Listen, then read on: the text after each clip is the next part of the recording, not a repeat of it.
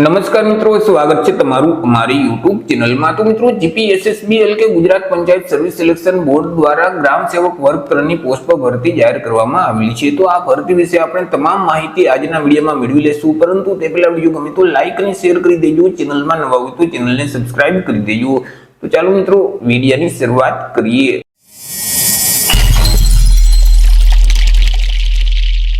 તો મિત્રો, આજે ભરતીનું નોટિફિકેશન છે તે જીપીએસએસબી એટલે કે ગુજરાત પંચાયત સેવા પસંદગી મંડળ દ્વારા બહાર પાડવામાં આવ્યું છે। ગુજરાત પંચાયત સેવા પસંદગી મંડળ દ્વારા જે પંચાયત સેવાની ગ્રામ સેવક વર્ગ 3ની 112 જેટલી જગ્યાઓ ખાલી છે, તો આ જગ્યાઓ ભરવા માટે લાયકાત ધરાવતા ઉમેદવાર પાસેથી અરજી ફોર્મ મંગાવવામાં આવેલા છે।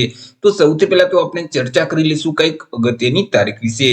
હવે મિત્રો, આ જે ભરતી છે તેમાં જો તમારે અરજી કરવી હોય તો ઓનલાઈન અરજી ફોર્મ ભરવાનું રહેશે। ઓનલાઈન અરજી ફોર્મ છે તે 15 એપ્રિલ 2025 બપોરના 3 વાગ્યાથી શરૂ કરી દેવામાં આવશે।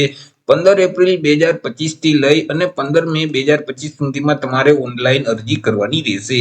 ઓનલાઈન અરજી ફોર્મ જે ઉજાસનું પોર્ટલ છે એટલે કે ujas.gujarat.gov.in નામની જે વેબસાઇટ છે તે વેબસાઇટ ઉપર જઈ તમારે 15 મે 2025 સુધીમાં ઓનલાઈન અરજી કરવાની રહેશે। વાત કરી લઈએ મિત્રો કે કયા જિલ્લામાં કુલ કેટલી જગ્યા છે, તો કે અમદાવાદ છે તેમાં 5 જગ્યા છે, અમરેલીમાં 3 જગ્યા છે, આણંદમાં 7 જગ્યા છે, અરવલ્લી અને બનાસકાંઠા આ બંનેમાં 2 જગ્યા છે, ભરૂચમાં 7 જગ્યા છે, ભાવનગરમાં 3 જગ્યા છે, બોટાદમાં 1 જગ્યા છે, છોટાઉદેપુરમાં 4 જગ્યા છે, જ્યારે દાહોદમાં 1 પણ જગ્યા નથી।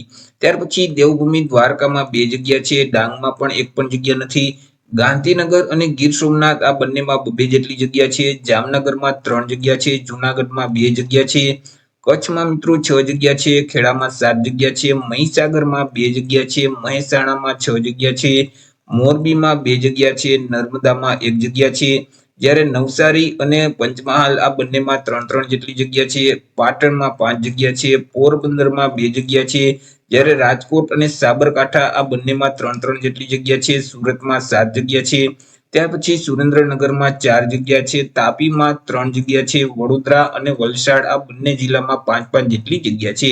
આવી રીતે 112 જેટલી જગ્યા પર ગ્રામ સેવક વર્ગ 3ની પોસ્ટ પર ભરતીની જાહેરાત કરવામાં આવેલી છે। વાત કરી લઈએ એજ લિમિટ એટલે કે વય મર્યાદા વિશે। અરજી ફોર્મ ભરવા માટે ઉમેદવારની ઉંમર કેટલી હોવી જોઈએ, તો કે અરજી ફોર્મ ભરવાની જે છેલ્લી તારીખ છે 15/5/2025 તે તારીખને ધ્યાનમાં રાખી ઉમેદવારે પોતાની ઉંમરની ગણતરી કરવાની રહેશે। 15/5/2025 ના રોજ ઉમેદવારની ઉંમર છે તે ઓછામાં ઓછી 18 વર્ષ અને વધુમાં વધુ 35 વર્ષની હોવી જોઈએ। પરંતુ આ જે ભરતી છે તે દિવ્યાંગ ઉમેદવારો માટે છે, જેથી કરી સરકારશ્રીના નિયમ મુજબ તમામ ઉમેદવારોને 10 વર્ષની છૂટછાટ છે તે મળવાપાત્ર થશે।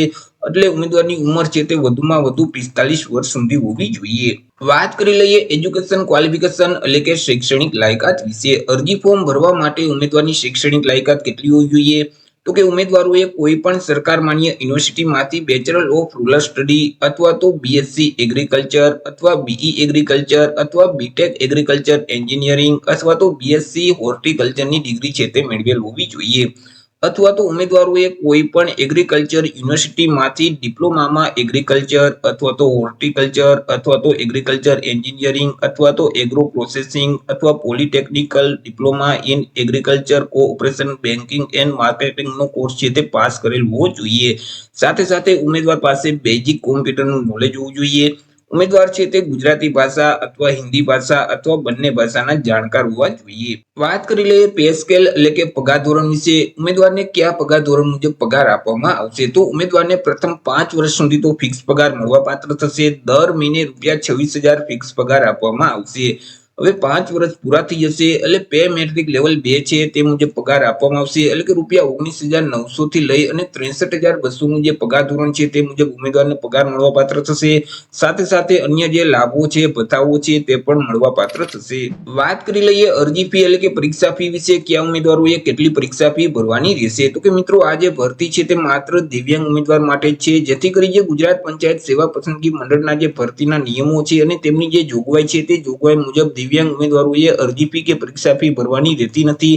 એટલે મિત્રો આ ભરતીમાં કોઈ પણ વર્ગના ઉમેદવારોએ પરીક્ષા ફી ભરવાની રહેશે નહીં। વાત કરી લઈએ સિલેક્શન પ્રોસેસ વિશે કે ઉમેદવારનું સિલેક્શન છે તે કેવી રીતે કરવામાં આવશે, તો ઉમેદવારનું સિલેક્શન છે તે એક સ્પર્ધાત્મક લેખિત પરીક્ષાના આધારે કરવામાં આવશે। અને આ જે પરીક્ષા છે તે હેતુલક્ષી પ્રકારની રહેશે, એટલે કે તેમાં એમસીક્યુ પ્રકારના પ્રશ્ન પૂછવામાં આવશે।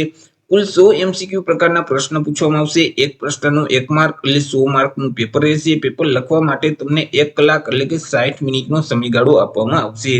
તમને જે ક્વેશ્ચન પેપર આપવામાં આવશે તેમાં જીકે સંબંધિત કુલ 20 પ્રશ્ન પૂછવામાં આવશે કે જેમના 20 માર્ક રહેશે. ગુજરાતી ભાષા અને ગ્રામર સંબંધિત 15 પ્રશ્ન પૂછવામાં આવશે કે જેમના 15 માર્ક રહેશે. ઇંગ્લિશ ભાષા અને ઇંગ્લિશ ગ્રામર સંબંધિત 15 પ્રશ્ન પૂછવામાં આવશે કે તેમના પણ 15 માર્ક રહેશે. પરંતુ આ જે પ્રશ્ન છે તે ઇંગ્લિશ ભાષામાં જ પૂછવામાં આવશે. ત્યાર પછી મિત્રો અહીં જે એજ્યુકેશન ક્વોલિફિકેશન માંગેલ છે અને જે ટેકનિકલ નોલેજ છે તે સંબંધિત કુલ 50 પ્રશ્ન પૂછવામાં આવશે કે જેમના 50 માર્ક રહેશે. આવી રીતે કુલ 100 MCQ પ્રકારના પ્રશ્ન રહેશે. એક પ્રશ્નનો 1 માર્ક એટલે 100 માર્કનું પેપર રહેશે. પેપર લખવા માટે 60 મિનિટ એટલે કે 1 કલાકનો સમયગાળો આપવામાં આવશે. અહીં જે 20 પ્રશ્ન જીકે સંબંધિત પૂછવામાં આવશે તે કયા કયા ટોપિકમાંથી પૂછવામાં આવશે તેના વિશે આપણે વાત કરીએ તો અહીં જનરલ મેન્ટલ એબિલિટી અને જનરલ ઇન્ટેલિજન્સ એટલે કે રીઝનિંગ પ્રકારના દાખલાઓ પૂછવામાં આવશે. ગુજરાત અને ભારતના ઇતિહાસ સંબંધિત પ્રશ્ન છે. ગુજરાત અને ભારતનું કલ્ચર છે તેમાંથી પ્રશ્ન પૂછવામાં આવશે. ગુજરાત અને ભારતની જે જીઓગ્રાફી એટલે કે ભૂગોળ છે તેમાંથી પ્રશ્ન પૂછવામાં આવશે. રમતગમત છે, ભારતનું રાજકારણ અને ભારતના બંધારણને લગતા પ્રશ્ન છે. પંચાયતી રાજ છે. ત્યાર પછી ગુજરાત અને ભારત સરકારની વિવિધ જે સહાયકારી યોજનાઓ છે તેમાંથી પ્રશ્ન પૂછવામાં આવશે. ભારતીય અર્થવ્યવસ્થા સંબંધિત પ્રશ્ન પૂછવામાં આવશે. ત્યાર પછી જનરલ સાયન્સ એટલે કે સામાન્ય વિજ્ઞાન છે, પર્યાવરણ છે, ઇન્ફોર્મેશન અને કોમ્યુનિકેશન ટેકનોલોજી સંબંધિત પ્રશ્ન છે. રાષ્ટ્રીય અને આંતરરાષ્ટ્રીયના રોજે રોજના જે અગત્યના બનાવો છે કે જેને આપણે કરંટ અફેર કહીએ છીએ તે સંબંધિત પ્રશ્ન પૂછવામાં આવશે. તો જીકેના જે પ્રશ્ન છે તે આટલા અલગ અલગ 11 ટોપિકમાંથી પૂછવામાં આવશે. હવે મિત્રો આ જે પરીક્ષા છે તે OMR ના માધ્યમથી લેવામાં આવશે અને આ પરીક્ષામાં માઇનસ પદ્ધતિ છે તે લાગુ પડશે. એટલે કે તમે પ્રશ્નનો જવાબ છે તે ખોટો ટીક કરશો અથવા તો ખાલી છોડી દેશો અથવા તો પ્રશ્નનો જવાબમાં એક કરતા વધારે વિકલ્પને ટીક કરી દેશો અથવા વિકલ્પ ટીક કરતી વખતે કોઈ પણ પ્રકારની છેડછાડ કરશો તો તેવા સંજોગોમાં તમે જે પ્રશ્નનો જવાબ સાચો આપેલ છે અને તમને 1 માર્ક મળેલ છે તેમાંથી 0.25 માર્ક માઇનસ કરી દેવામાં આવશે. મિત્રો અહીં 100 પ્રશ્નના જવાબ ટીક કરવા તમારે ફરજિયાત છે. જો કોઈ પણ પ્રકારના પ્રશ્નનો જવાબ તમે ટીક કરવા ન માંગતા હોય, તમે જવાબ આપવા ન માંગતા હોય તો તેવા સંજોગોમાં તમને જે OMR શીટ આપવામાં આવશે તેમાં ઈ વિકલ્પ એક્સ્ટ્રા તમને જોવા મળશે. ત્યારે તમારે તે ઈ વિકલ્પને ટીક કરી દેવાનું રહેશે. પરંતુ તમે મિત્રો ઈ વિકલ્પ ટીક નહીં કરો અને ખાલી છોડી દેશો તો 0.25 માર્ક માઇનસ કરવામાં આવશે. જો ઈ વિકલ્પને ટીક કરશો તો ત્યારે માઇનસ પદ્ધતિ લાગુ નહીં પડે. વાત કરી લઈએ મિત્રો કોમ્પ્યુટર સર્ટિફિકેટ વિશે કે કોમ્પ્યુટરનું સર્ટિફિકેટ છે તે ક્યુ માન્ય ગણવામાં આવશે. તો કે ઉમેદવારોએ કોઈ પણ સંસ્થામાંથી બેઝિક કોમ્પ્યુટરનો કોર્સ પાસ કરેલો હોય અને તેનું પ્રમાણપત્ર હશે તો તે માન્ય ગણવામાં આવશે. અથવા તો સરકાર માન્ય યુનિવર્સિટી કે સંસ્થામાંથી કોમ્પ્યુટર જ્ઞાન સંબંધિત કોઈ પણ ડિપ્લોમા અથવા તો ડિગ્રીનો સર્ટિફિકેટ કોર્સ પાસ કરેલ હશે અને તેનું પ્રમાણપત્ર ઉમેદવાર પાસે હશે તો પણ તે માન્ય ગણવામાં આવશે. અથવા તો કોઈ પણ ડિગ્રી છે કે ડિપ્લોમાનો જે અભ્યાસક્રમ છે તેમાં એક વિષય કોમ્પ્યુટર વિષય સાથે તમે તે ડિગ્રી પાસ કરેલ હશે અને તેનું પ્રમાણપત્ર હશે તો પણ તે માન્ય ગણવામાં આવશે. અથવા તો ઉમેદવારોએ ધોરણ 10 ની બોર્ડની પરીક્ષા છે અથવા તો ધોરણ 12 ની જે બોર્ડની પરીક્ષા છે તે કોમ્પ્યુટર વિષય સાથે પાસ કરેલ હશે અને તેનું પ્રમાણપત્ર ઉમેદવાર પાસે હશે તો પણ તે માન્ય ગણવામાં આવશે. તો એ રીતે મિત્રો ગુજરાત પંચાયત સેવા પસંદગી મંડળ દ્વારા દિવ્યાંગ ઉમેદવારો માટે ગ્રામ સેવક વર્ગ 3 ની પોસ્ટ પર ભરતી જાહેર કરવામાં આવેલી છે. તો આશા રાખું છું વિડીયો પસંદ પડ્યો હશે. વિડીયો પસંદ પડ્યો હોય તો લાઈક અને શેર કરી દેજો. ચેનલમાં નવા હોય તો ચેનલને સબસ્ક્રાઇબ કરી દેજો. ફરી મળીશું એક નવા ટોપિક સાથે એક નવા વિડીયોમાં. ત્યાં સુધી જય હિન્દ, વંદે માતરમ.